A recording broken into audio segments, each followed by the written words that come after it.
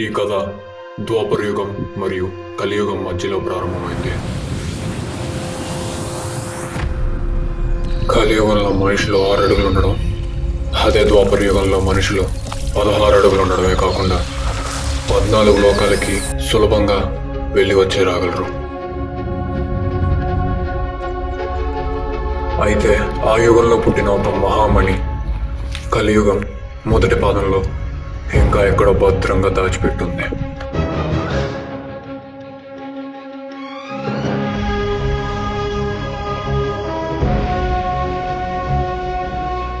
కానీ ఆ మని ఎక్కడుందో చాలా మందికి తెలుసు. అయితే అది తెలిసిన వాళ్ళు ఎవరు ప్రాణాలతో లేరు.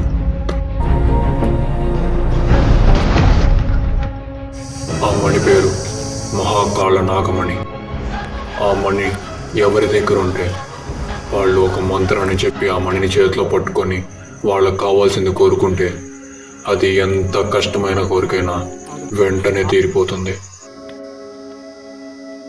అది నిజంగా అంత శక్తివంతమైన మణి అయితే అది నా దగ్గర కదా ఉండాలి.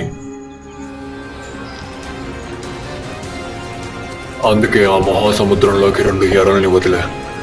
ఆ మణిని ఆ ఎరలకు కనిపెట్టలేకపోతే లోపల చేస్తాయి, కనిపెట్టి బయటకు వస్తే నా చేతిలో చేస్తాయి.